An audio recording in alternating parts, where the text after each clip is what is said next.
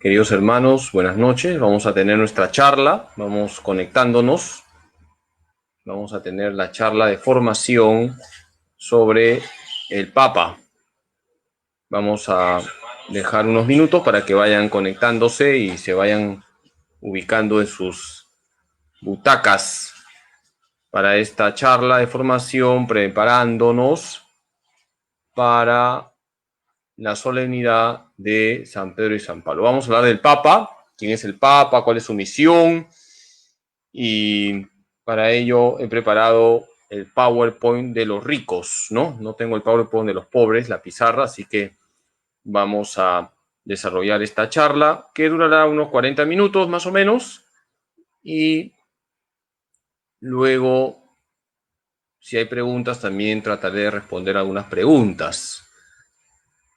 Entonces, vamos a empezar con una oración, como siempre empezamos todo lo que hacemos, porque cada vez que hacemos algo hay que ponernos en la presencia de Dios. Así que les invito a ponerse en oración en el nombre del Padre y del Hijo y del Espíritu Santo. Señor Jesús, te damos gracias por este momento en que nos has reunido para conocer más sobre tu vicario, el Santo Padre. Ayúdale, Señor, dale tu gracia al Papa Francisco para que siempre nos confirme en la fe. Y vamos a rezarle a la Virgen por el Santo Padre, que la Virgen cuide a nuestro querido Papa Francisco. Dios te salve María, llena eres de gracia, el Señor es contigo, bendita tú eres entre todas las mujeres y bendito es el fruto de tu vientre Jesús. Santa María, Madre de Dios, ruega por nosotros pecadores, ahora y en la hora de nuestra muerte. Amén. Gloria al Padre, y al Hijo, y al Espíritu Santo, como era en el principio, ahora y siempre, por los siglos de los siglos. Amén. En el nombre del Padre, y del Hijo, y del Espíritu Santo. Un saludo para el Padre Samuel David Miranda, quien está desde Huancayo siguiendo esta charla. Un saludo a todos ustedes, bendiciones para todos. Empezamos pues ya esta charla de formación.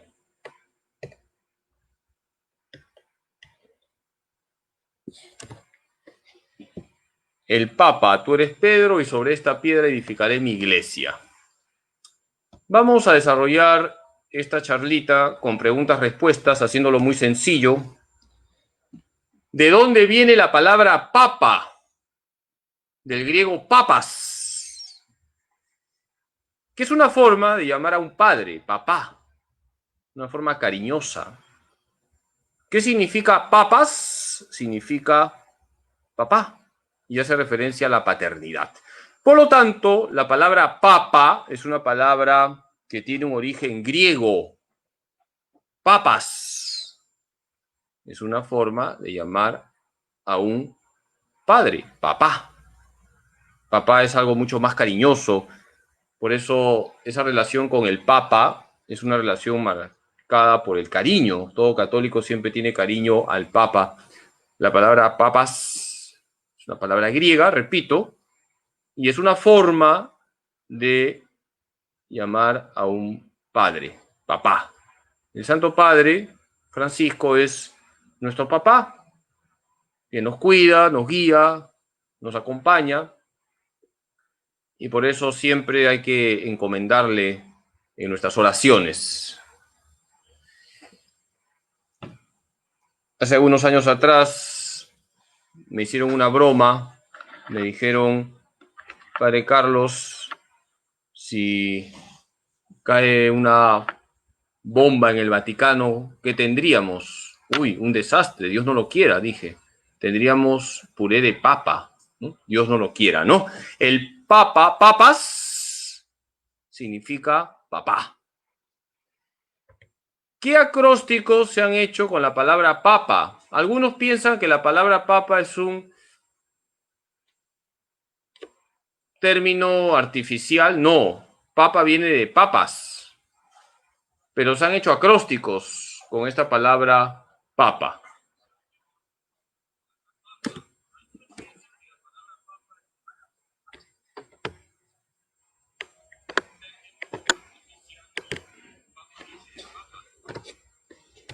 vamos a señalar, para los que no han visto, que la palabra papa viene de papas, que es una palabra griega, y es una forma de llamar a un padre.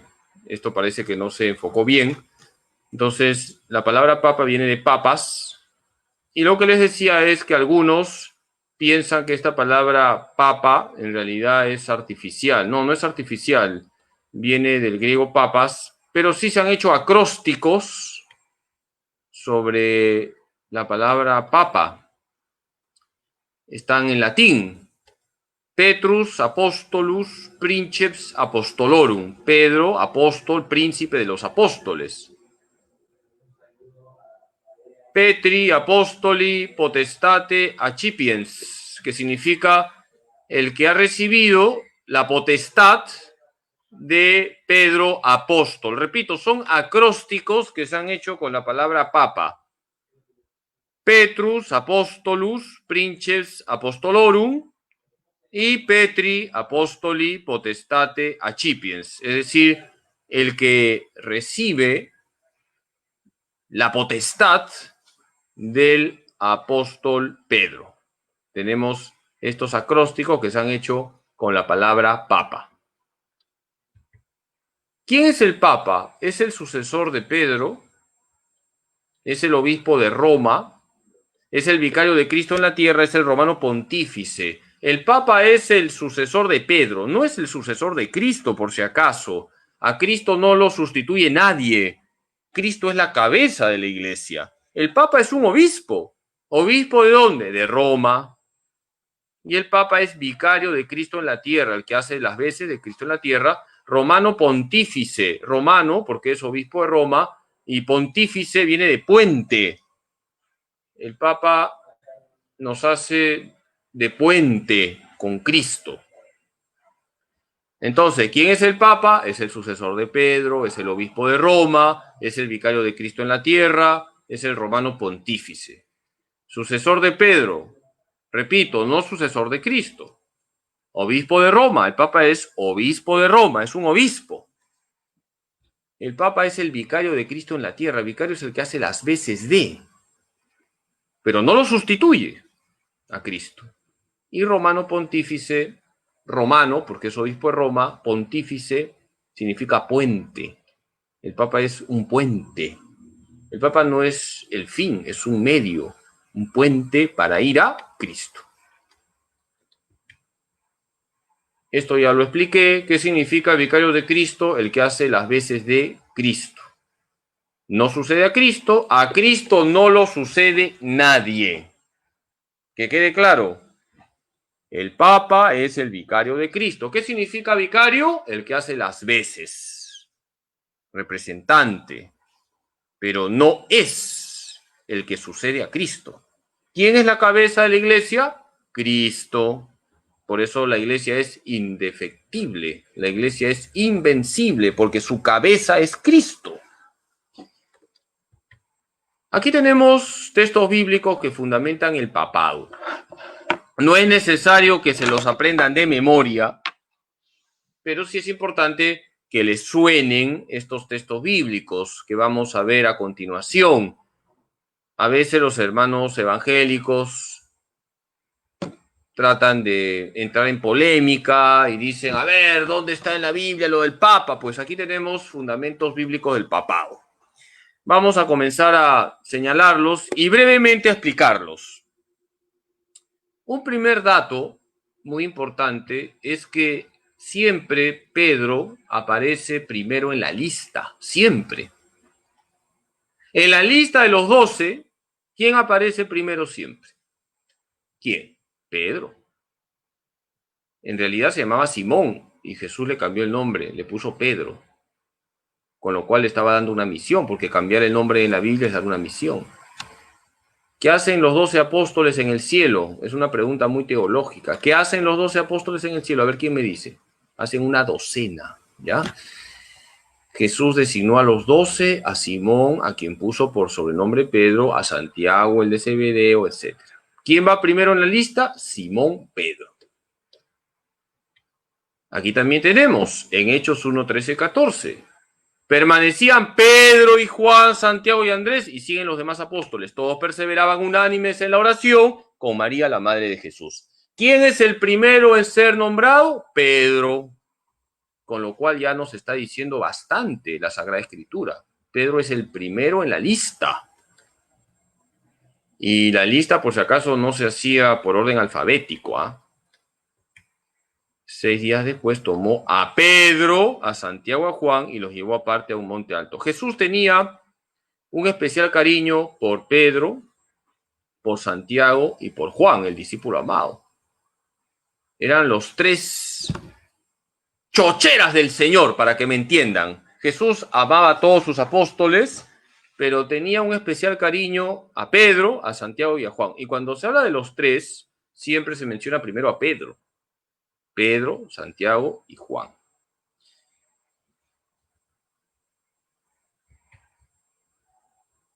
Vino Jesús con ellos a un lugar llamado Getsemaní, y tomando a Pedro y a los 2 hijos de Zebedeo, se entristeció. Otra vez aparece Pedro y los hijos de Zebedeo. ¿Quiénes son los hijos de Zebedeo? A ver, ¿quiénes son? Son Santiago y Juan. ¿Qué es Santiago, el mayor o el menor? Santiago el mayor, que evangelizó España, y Juan, el discípulo amado. Los españoles, en son de broma, dicen que a los 3 apóstoles que más amaba, Jesús les dio sus tesoros. A Pedro le dio la iglesia, las llaves. A Juan, el discípulo amado, le dio como madre a María. Y en Juan todos tenemos a María como madre, y a Santiago le dio España. Dicen los españoles, sacando pecho de que Santiago es el que evangelizó España, Santiago el mayor. Este texto es muy importante. Mateo 16, 18. Tú eres Pedro, sobre esta piedra edificaré mi iglesia, y las fuerzas del infierno no prevalecerán contra ella. Pedro, roca, Cefas. La iglesia que fundó Cristo se apoya en una piedra. Pedro y su sucesor, el Papa. Mi iglesia, hay una sola iglesia, no hay 2, no hay 3, no hay 40, hay una sola iglesia que fundó Cristo, y esa iglesia no va a ser destruida. Podemos pasar por crisis, podemos estar en un tiempo de purificación, pero la iglesia nunca será destruida, porque la iglesia viene de Cristo y está ungida por el Espíritu Santo, y la Virgen además la cuida. Y en la iglesia hay una roca que es Pedro y sus sucesores, los papas. Yo te daré las llaves del reino de los cielos, lo que ates en la tierra quedará atado en la tierra, lo que desates en la tierra quedará desatado en el cielo. Lo que ates en la tierra quedará atado en el cielo, ahí dice, debería decir. Yo te daré las llaves del reino de los cielos. Dar las llaves es hacer a una persona administradora. El administrador no es el dueño. Dar las llaves es lo propio de un mayordomo. Y por lo tanto, cuando Jesús le dice a Pedro, te daré las llaves del reino de los cielos, le está diciendo que administre en su nombre. Pero Pedro no es el dueño de la iglesia, el Papa no es el dueño de la iglesia. Y el poder de atar y desatar implica que tiene una potestad dada por Cristo para tomar decisiones en nombre de Cristo, y que tiene que ver con la salvación de las almas. Por ejemplo, esto está relacionado con el hecho de que Jesús dio el Espíritu Santo a sus apóstoles y les dijo: reciban el Espíritu Santo, a quienes perdonen los pecados les quedan perdonados, a quienes se los retengan les quedan retenidos. Eso tiene que ver con el atar y el desatar. Lo que ates en la tierra quedará atado en el cielo, lo que desates en la tierra quedará desatado en el cielo. Es la potestad que tiene Pedro en nombre de Cristo para ejercer su misión espiritual. Lucas 22, 32. Yo he rogado por ti para que tu fe no desfallezca, y una vez convertido, confirma a tus hermanos. Eso es lo que Jesús le dice a Pedro y lo que hace el Papa. El Papa está para confirmarnos en la fe. Jesús le dice a Pedro: yo he rezado por ti para que tu fe no desfallezca, y una vez convertido, confirma a tus hermanos. Si ustedes leen todo el contexto de este texto, estamos hablando cuando Jesús le dice a sus apóstoles que va a ser traicionado, que lo van a dejar solo. Y Pedro, muy gallito, le dice a Jesús, aunque todos, yo no. Y Jesús hace que Pedro se ubique. Mira, Pedro, tú me negarás 3 veces antes que cante el gallo. He rezado por ti, dice Jesús, para que tu fe no desfallezca. Y una vez convertido, porque Pedro tenía que convertirse, porque Pedro era un hombre pecador, confirmarás a tus hermanos en la fe. El Papa está para confirmarnos en la fe. Simón, hijo de Juan, ¿me amas más que estos? Apacienta mis corderos, apacienta mis ovejas, apacienta mis ovejas. Hay una triple pregunta, no he puesto todo el texto completo de Juan 21, 15 al 17. Pedro tiene una misión, apacentar el rebaño del Señor. Y fíjense, hay un detalle. Primero es apacienta mis corderos, luego apacienta mis ovejas y luego apacienta mis ovejas. Primero es apacienta mis corderos, los más frágiles. El Papa está llamado a proteger a los más frágiles, a los más indefensos. El cordero es más frágil que una oveja. El Santo Padre tiene esa misión, velar por toda la iglesia y de manera especial por los más frágiles, los más débiles que hay en la iglesia. Y por eso el Santo Padre siempre levanta su voz cuando hay que defender todo lo que significa los ataques contra la dignidad de la persona humana. Entonces se levantó Pedro y en alta voz les habló judíos y todos los habitantes de Jerusalén. Fíjense, ¿en qué pasaje estamos? En Hechos de los Apóstoles. Hechos 2 nos habla de Pentecostés. Viene el Espíritu Santo unge a los apóstoles. ¿Y quién es el que habla en primer lugar? Pedro. Pedro tiene una primacía, hay un primado de Pedro. Cuando metieron a la cárcel a Pedro, la iglesia oraba insistentemente por él. Hechos 12:5. Pedro era custodiado en la cárcel. ¿Y qué hacía la iglesia? Oraba insistentemente por él. Hoy también la iglesia ora insistentemente por el Papa Francisco. Hay que orar todos los días por el Santo Padre. Todos los días. La iglesia oraba insistentemente por él. Hechos 12:5. Esto lo dice San Pablo. Cuando San Pablo tiene su conversión, quiere ir a Jerusalén para conocer a quién. ¿Por qué Pablo quiere ir a Jerusalén? ¿Para irse de paseo? ¿Para hacer turismo? No, para conocer a Cefas, a cuyo lado permanecí 15 días. Sí, quiere conocer a Pedro. Cefas significa Pedro. Quiere conocer a quien hace de cabeza en el colegio de los apóstoles. Y esto es muy importante. Pablo quiere estar en comunión con Pedro. Debemos estar en comunión siempre con Pedro, con el sucesor de Pedro, el Papa. Este texto también es muy importante. En 1 de Pedro 5:13 leemos: os saluda la iglesia de Babilonia, partícipe de vuestra elección. ¿Qué significa la iglesia de Babilonia? Es la iglesia de Roma. ¿Por qué? Babilonia es, en el lenguaje bíblico, símbolo de pecado. Y entonces Roma era la capital del Imperio Romano, una capital llena de perversiones, de inmoralidad, una ciudad de pecado. Por eso se hablaba de que Roma era como Babilonia. Y esto es testimonio, 1 de Pedro 5:13, de que Pedro estuvo en Roma, porque los evangélicos dicen: Pedro no estuvo en Roma, estuvo en Babilonia. No, Babilonia ya estaba destruida, la ciudad estaba destruida hace tiempo. Lo que existía era Roma y se le llamaba como la Nueva Babilonia, porque era una ciudad llena de pecados, pervertida.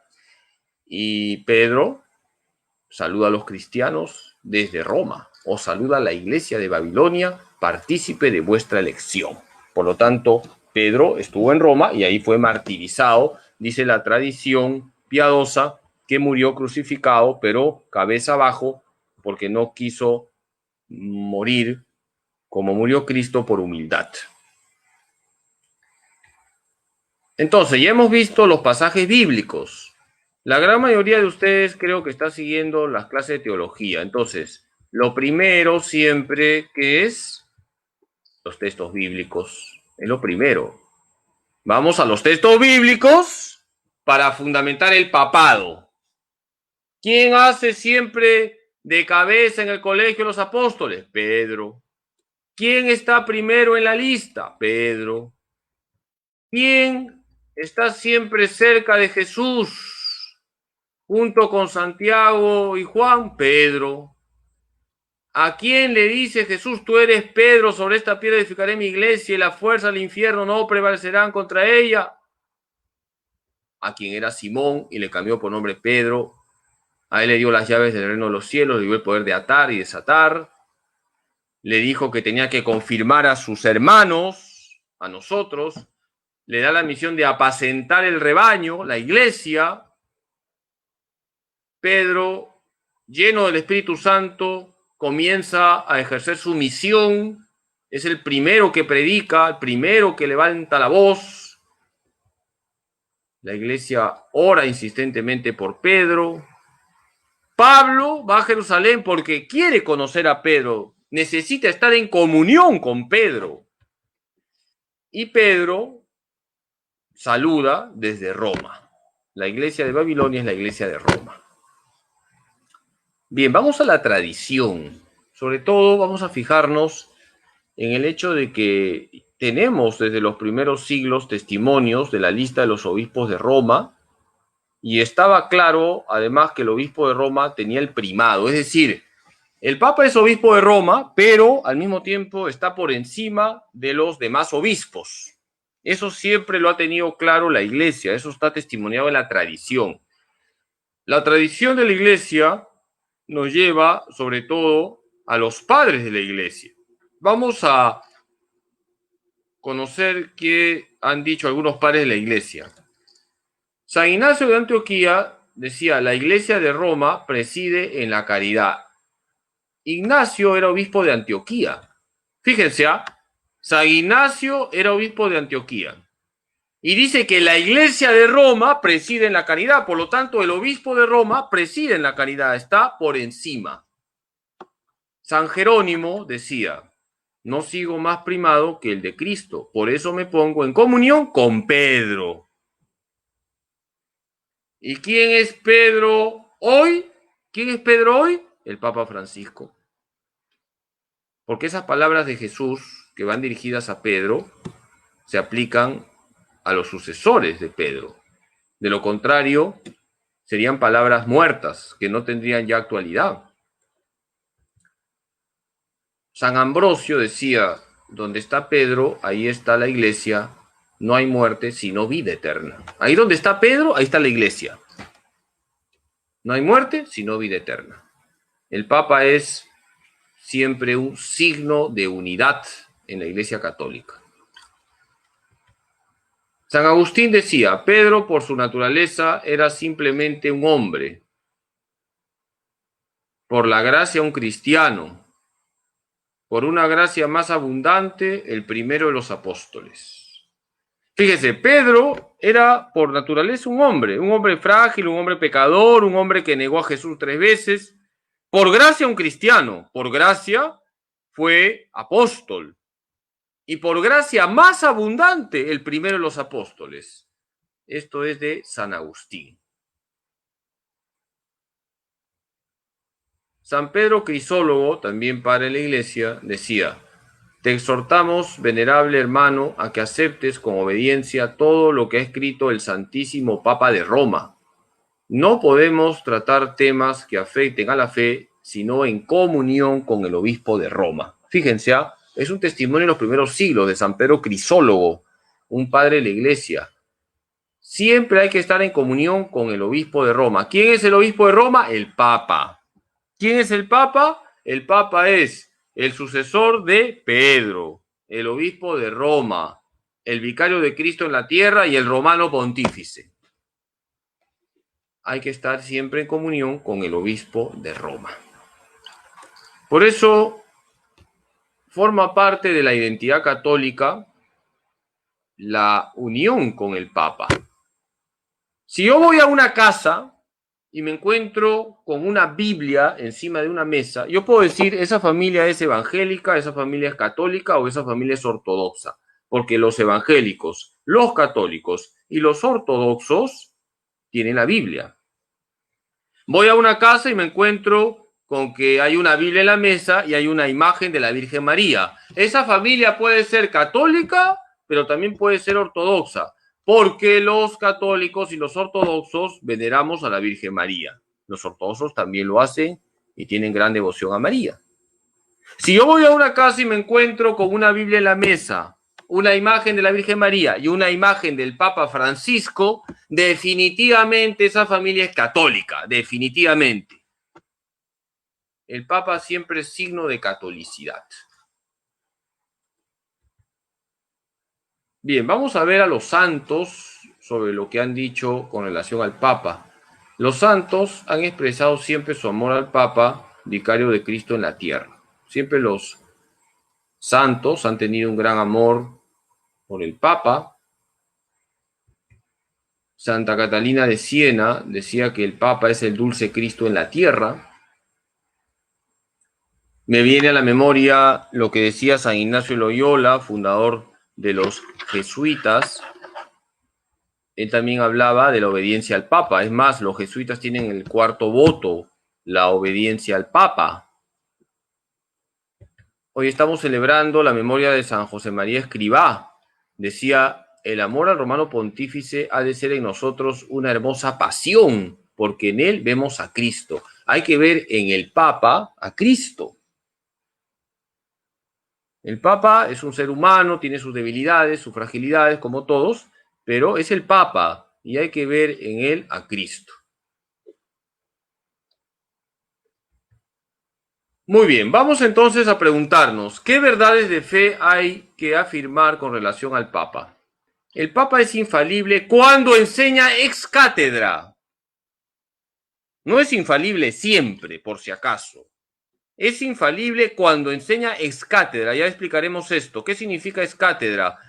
Cuando el Papa enseña verdades de fe y moral y claramente indica que deben ser creídas por toda la Iglesia.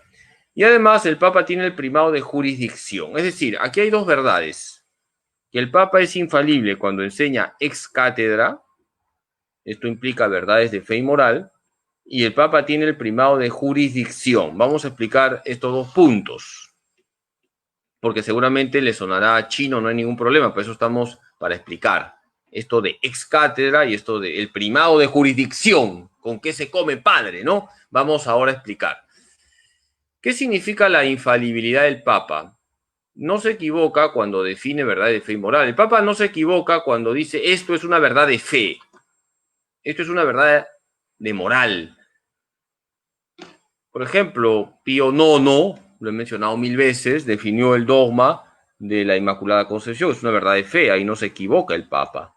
Todos los papas han condenado el aborto. Es una verdad moral. Ahí no hay equivocación.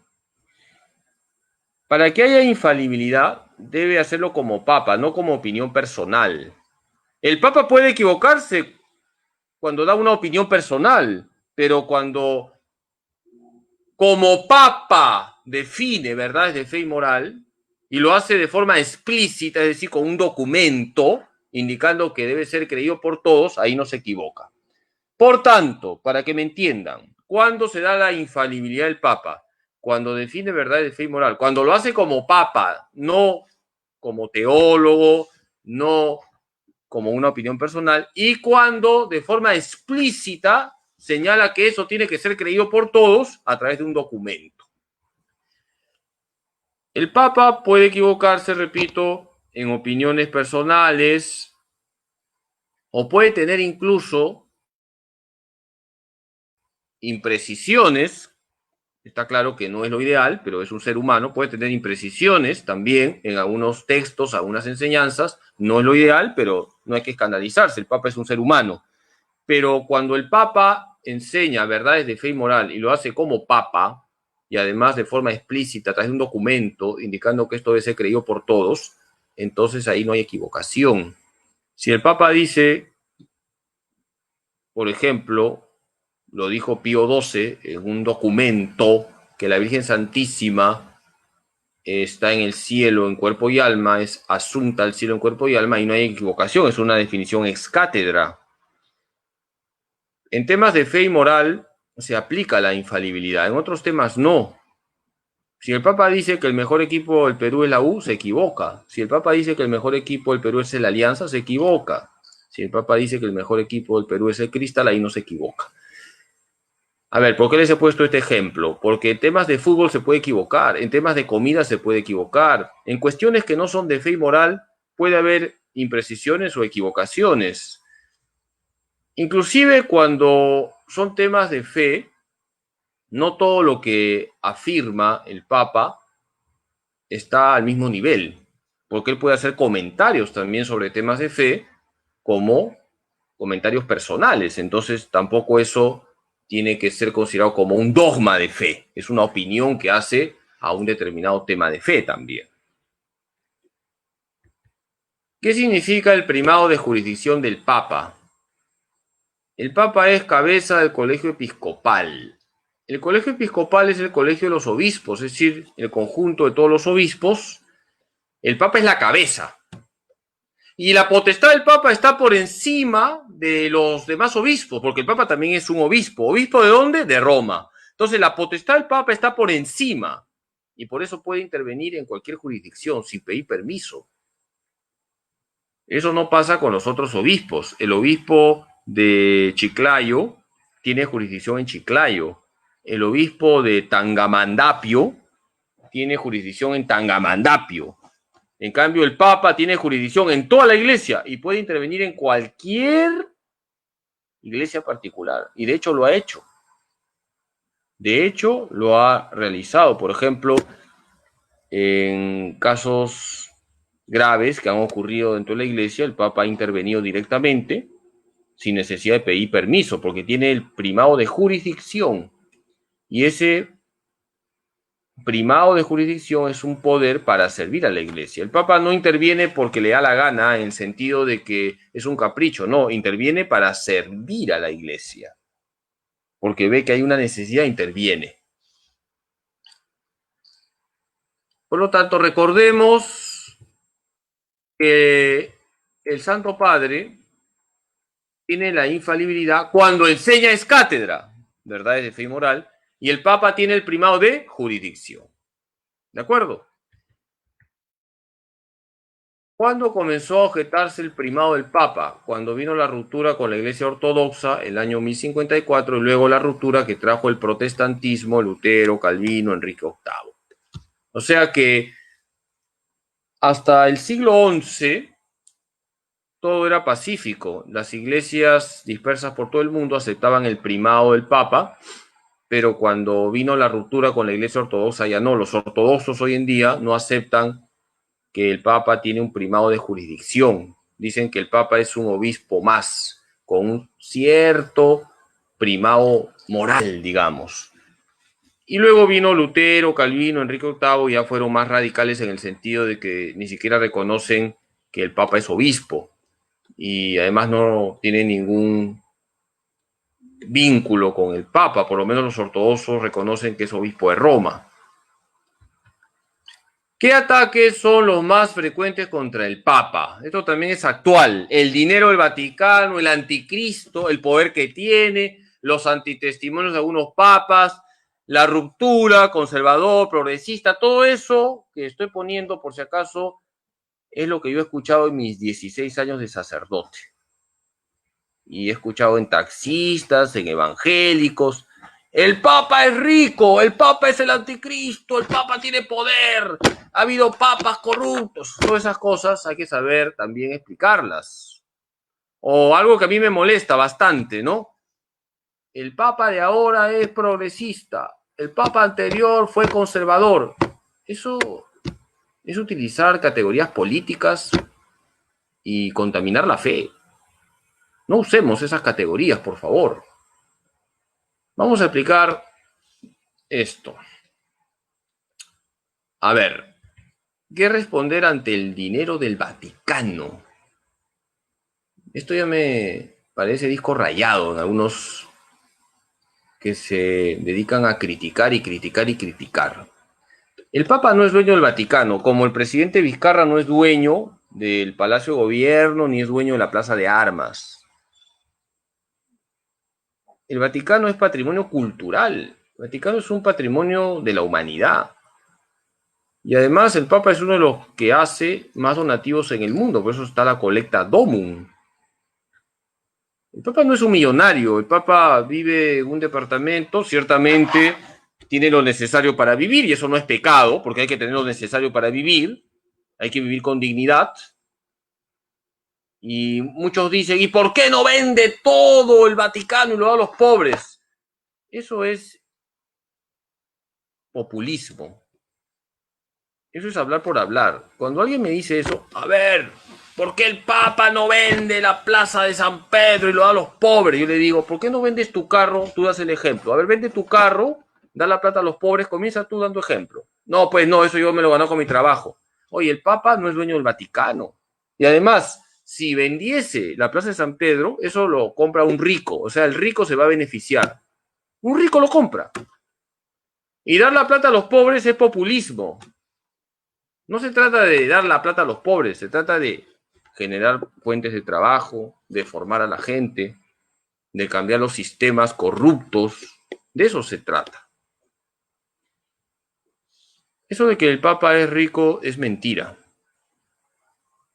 Hemos tenido la gracia de tener últimamente papas santos y todos han dado testimonio de sobriedad. El Papa no es un millonario. El Vaticano no es del Papa. El Papa es administrador de algo que no es suyo, que es patrimonio de la Iglesia y patrimonio de toda la humanidad. Y el Papa siempre es uno de los que más donativos hace en el mundo.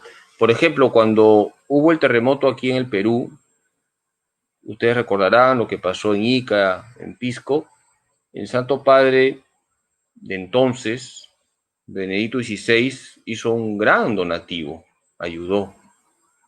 El Papa ayuda, por eso hay que ayudarle al Papa, a través de lo que significa, por ejemplo, el domo. Este es otro punto que es disco rayado para algunas sectas. El Papa es el anticristo. Porque atribuyen el 666 al Papa. 666 es el número de la bestia. En la uni había un alumno que siempre lo paraban jalando. 7 veces había llevado geometría descriptiva y le habían puesto como apodo el 667. ¿Saben por qué? Porque se pasaba de bestia ya. 666, el número de la bestia. Y lo atribuyen al Papa. ¿Por qué lo atribuyen al Papa? Porque la palabra griega papiscos, papado, papiscos, griego, en castellano papado, si colocamos los números que corresponden a cada letra, da efectivamente 666. Pero si yo coloco la palabra luceranos y pongo los números que corresponden, también da 666, así que están empates. No se puede hacer eso, ¿ya? Hacer eso es manipular la Biblia. 666, todo biblista serio afirma que se refiere a Nerón. De ninguna manera se refiere al Papa. Además, el anticristo es todo lo que se opone a Cristo. La ideología de género es anticristo. Las leyes pro aborto son anticristo. Cuando yo traiciono a Cristo, yo soy el anticristo.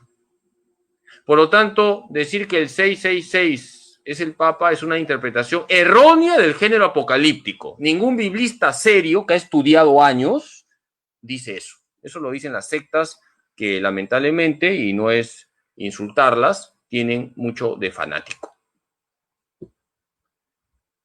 ¿Qué responder ante el poder del Papa? Hay gente que dice, el Papa es muy poderoso. Cuando alguien me dice eso, yo le digo, oye, ¿tú sabes cuál es el título que tiene el Papa? Es siervo de los siervos de Dios. Ese es su título, es el siervo de los siervos de Dios. Y además, si ustedes recordarán, cuando murió San Juan Pablo II, ¿dónde colocaron el féretro? ¿Se acuerdan? ¿Dónde lo colocaron? En el suelo. Está establecido que el féretro de un papa va en el suelo. ¿Por qué? Para enseñarle a toda la iglesia que el papa tiene que estar siempre abajo para servir a sus hermanos. Es el siervo de los siervos de Dios, el primer servidor en la iglesia. El papa está para servir a la iglesia.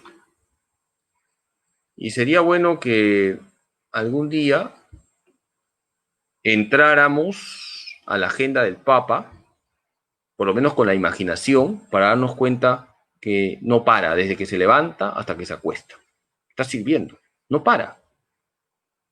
O está atendiendo a personas que le van a ver, o está escribiendo un documento, o está rezando por la iglesia, o está preparando sus prédicas. El Papa es un servidor, ese es su título, siervo de los siervos de Dios.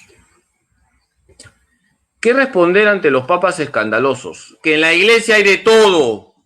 En la iglesia hay trigo y cizaña. El que esté limpio de pecado, que tire la primera piedra. Por supuesto que han habido papas escandalosos. Y todos nos hemos llenado de vergüenza también ante los casos de pedofilia que han habido en la iglesia. No hay que tapar el sol con un dedo. En la iglesia también hay miseria. Pero esa miseria viene porque no le hacemos caso a Jesucristo. No es culpa de la iglesia, es culpa de nosotros. Ahora bien, cuando alguien me dice, ¿y los papas escandalosos? Yo le devuelvo con un gancho. ¿Y tú sabes cuántos papas santos hay? Nadie me sabe responder eso.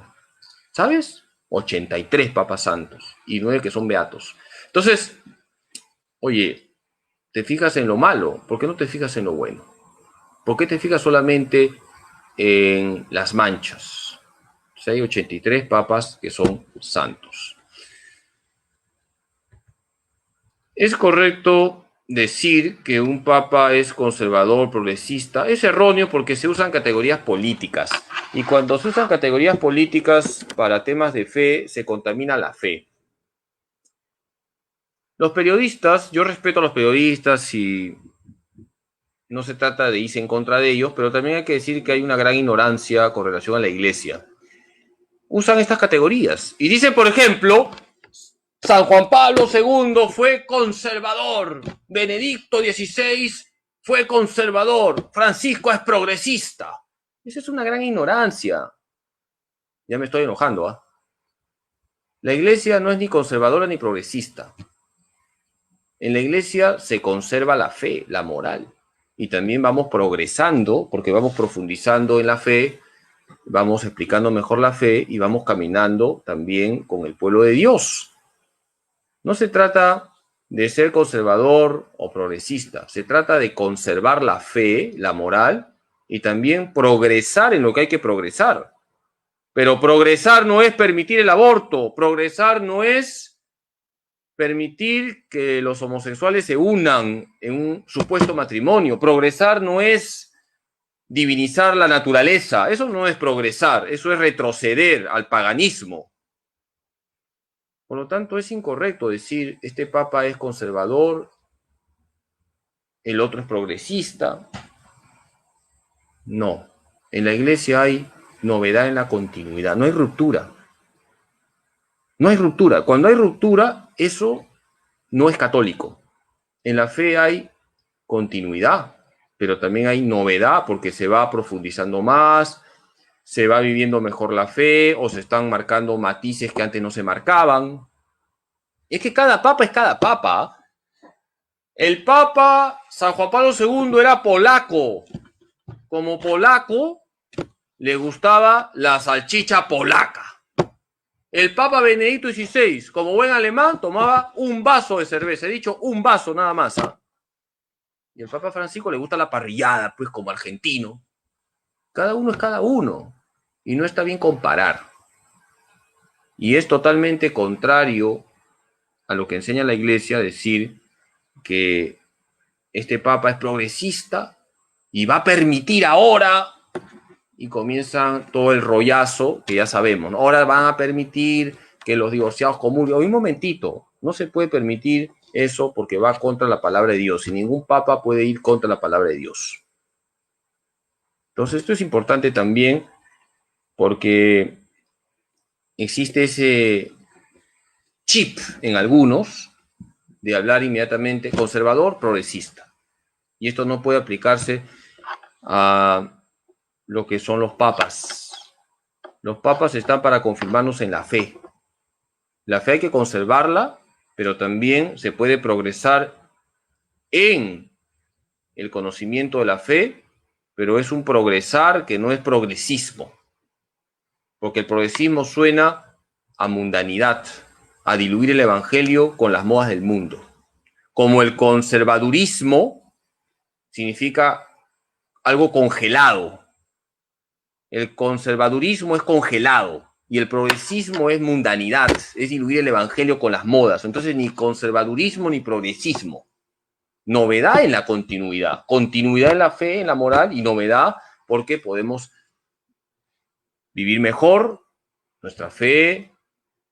Hay que actualizar el evangelio a las circunstancias actuales, pero no diluir el evangelio. Por eso esa película de los dos papas no es una película que da una buena visión de lo que significan los dos papas, Benedicto y Francisco. Mejor dicho, el Papa emérito, Benedicto, y el Papa actual, Francisco. No es una buena visión, porque ahí queda mal Benedicto XVI, como si fuese el conservador, el intolerante, y no es así. No es así.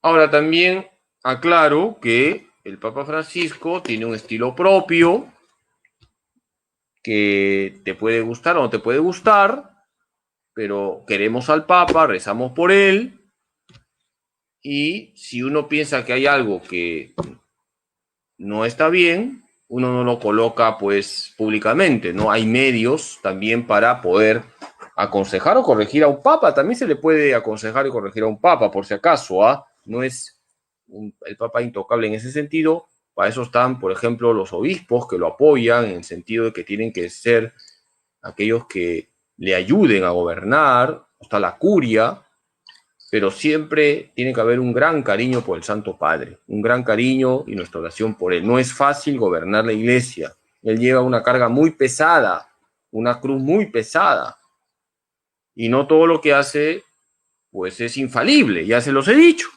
Y puede ser que haya algún punto, algún comentario, alguna frase, algún gesto que de repente pues a uno no le cuadre. Entonces, es el Papa, lo respetamos, rezamos por él, sabemos muy bien cuál es nuestra fe católica, y por eso dentro de la fe católica siempre se nos dice orar por el Santo Padre. Y eso es lo que quería decirles. ¿Qué obligaciones tenemos con el Papa? Rezar todos los días por él, estar a la escucha de sus enseñanzas y dar testimonio de nuestra fe. Hay que rezar todos los días por el Papa, hay que estar a la escucha de sus enseñanzas, pero hay que ir a las fuentes, ¿ah? Yo no tengo nada contra los periodistas, pero voy a volver a hablar de los periodistas. Los periodistas, como hay una gran ignorancia religiosa, malinterpretan muchas veces las enseñanzas de los papas.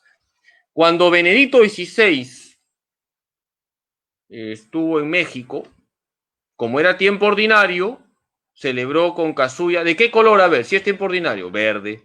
Salió a celebrar con casulla verde. Y los periodistas dijeron, el Papa Benedicto se ha vuelto ecológico porque está celebrando de verde. Eso es ignorancia, estaba de verde porque era el tiempo ordinario.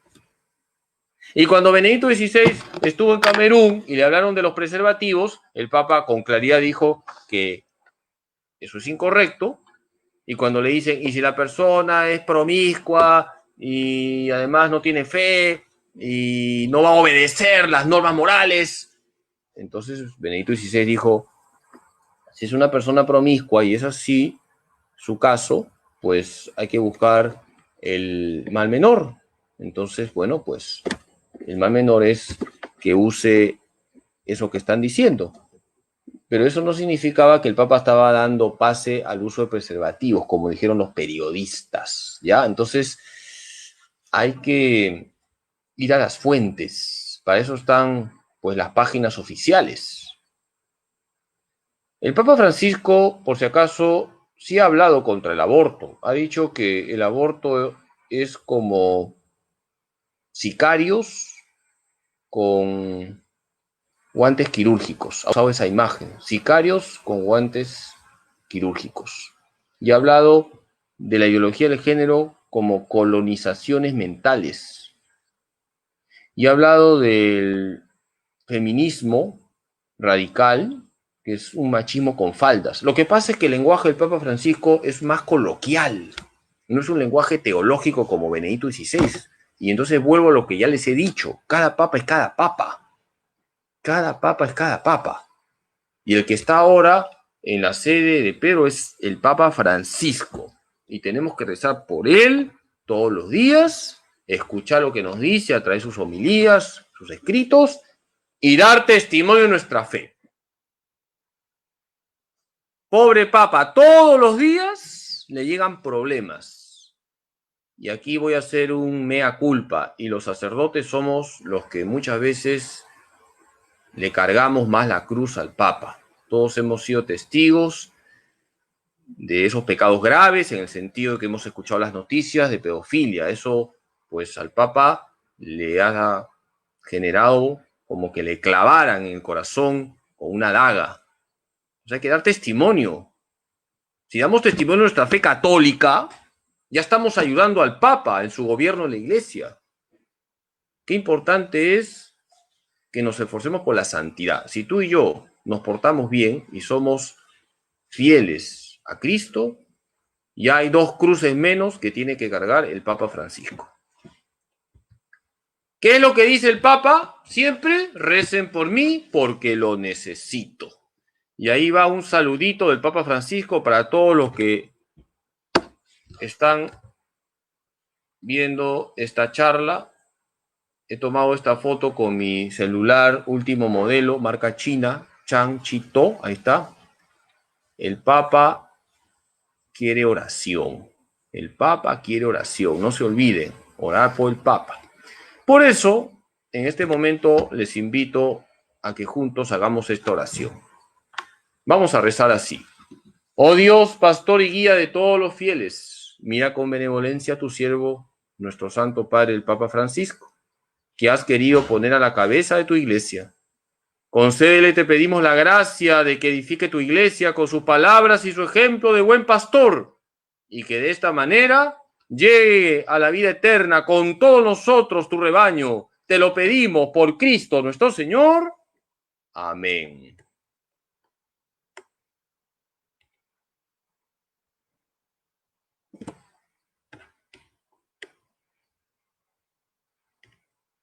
Muy bien, pues hasta aquí la charlita. Vamos a ver si hay alguna pregunta. Y si hay preguntas, con mucho gusto, ahora o nunca. He tratado de explicar lo básico del Papa. Ya saben, rezar por el Papa, ofrecer pequeños sacrificios por el Papa y dar testimonio. Eso es lo que podemos hacer por el Papa Francisco. ¿De acuerdo? Cada Papa tiene su propia personalidad. Cada persona es única. Es un comentario bonito que veo. Ahí nuestra hermana Rosa Guapaya. Oremos siempre por su santidad el Papa Francisco. Bien. Si hay alguna pregunta, aquí puedo verlo.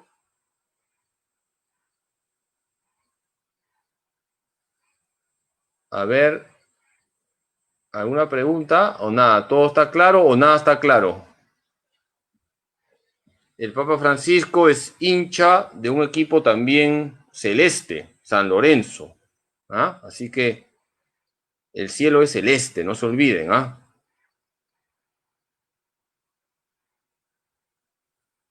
¿Puede aclarar lo de ex cátedra? Ya, muy bien. Hay una pregunta y puede aclarar lo de ex cátedra.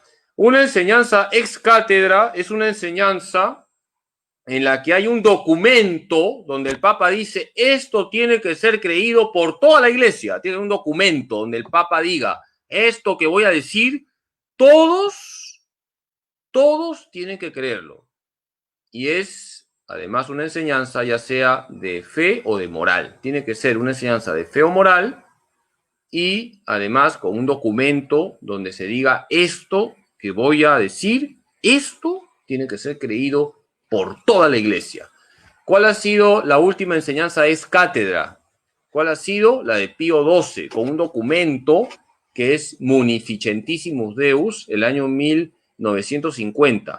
Pío XII definió ex cátedra el dogma de la Asunción de María. Es la última definición, es cátedra, la última.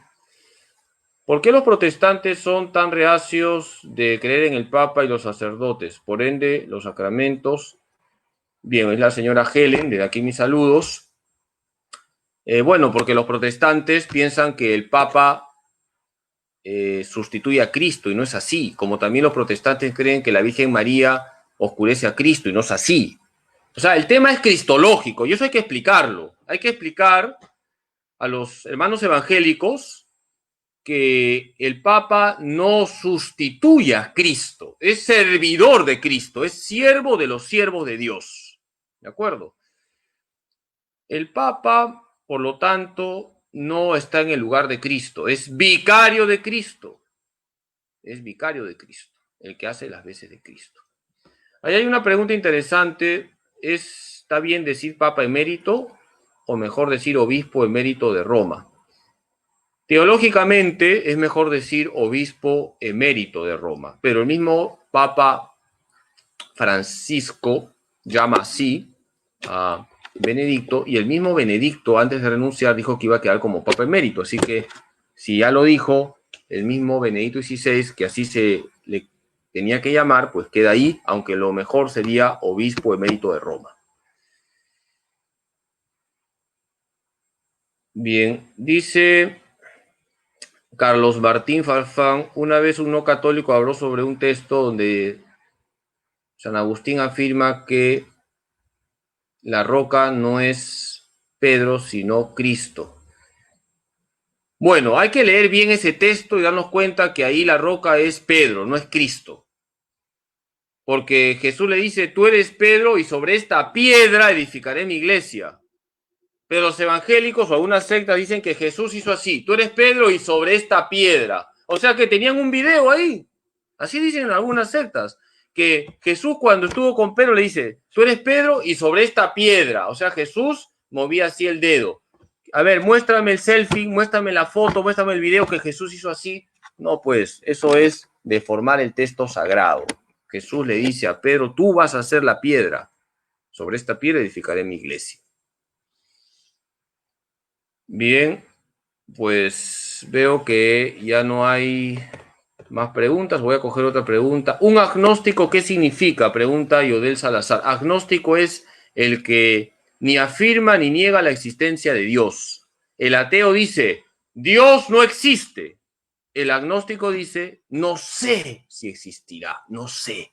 Puede ser que sí, puede ser que no. O sea, el agnóstico suspende el juicio sobre Dios.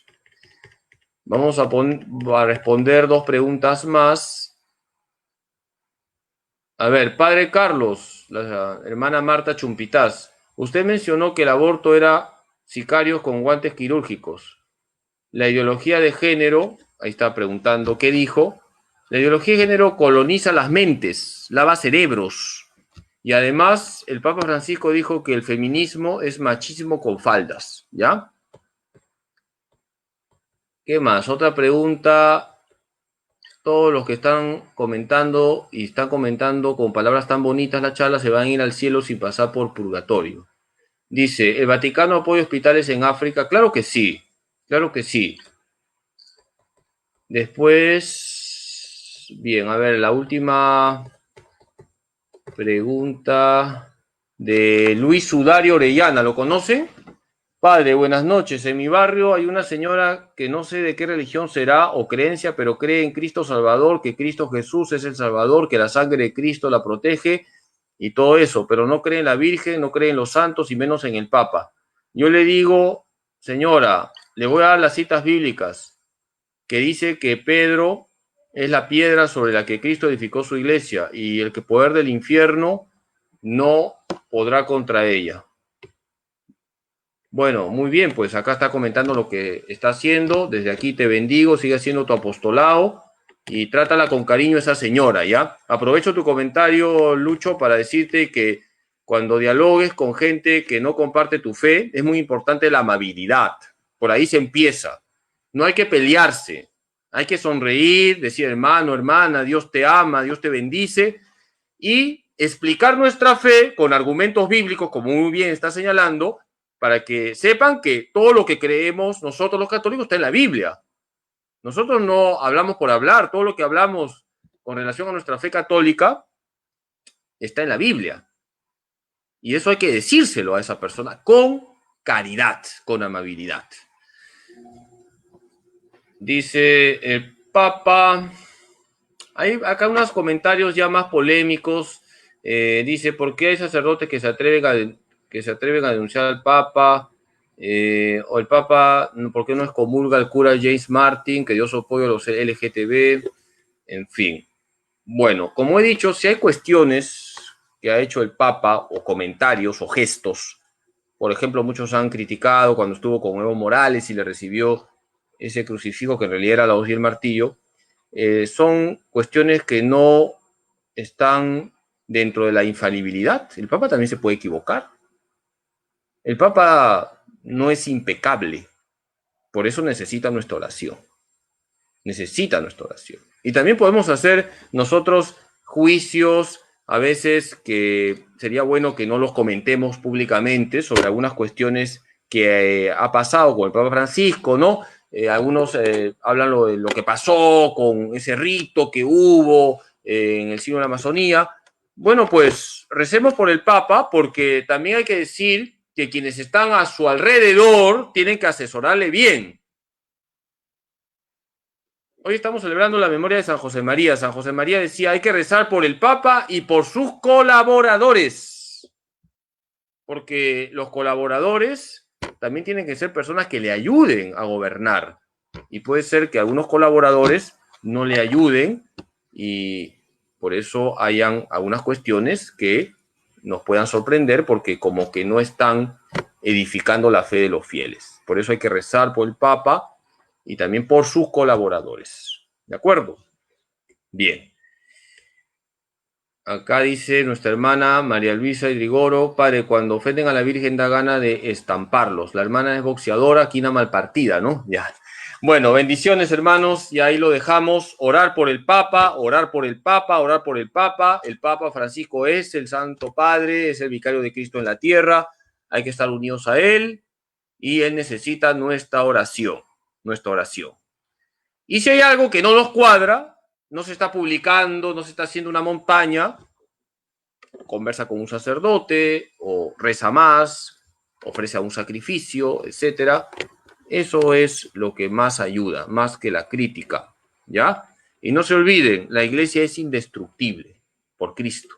La iglesia es indestructible. Qué alegría de formar parte de la única iglesia que fundó Jesús, la Iglesia Católica. Vamos a rezar una Ave María por el Papa Francisco. Dios te salve María, llena eres de gracia, el Señor es contigo, bendita tú eres entre todas las mujeres y bendito es el fruto de tu vientre Jesús. Santa María, Madre de Dios, ruega por nosotros pecadores, ahora y en la hora de nuestra muerte. Amén. Gloria al Padre, y al Hijo, y al Espíritu Santo, como era en el principio, ahora y siempre, por los siglos de los siglos. Amén. El Señor esté con ustedes. La bendición de Dios Todopoderoso, Padre, Hijo y Espíritu Santo, descienda sobre ustedes y permanezca para siempre. Con la alegría de saber que Jesús nuestro Señor y María nuestra Madre siempre están junto a nosotros, nos quedamos con la paz de Dios. Bendiciones, que descansen tranquilos, buena cena, nos vemos mañana en la misa de 7 de la mañana. Hasta luego.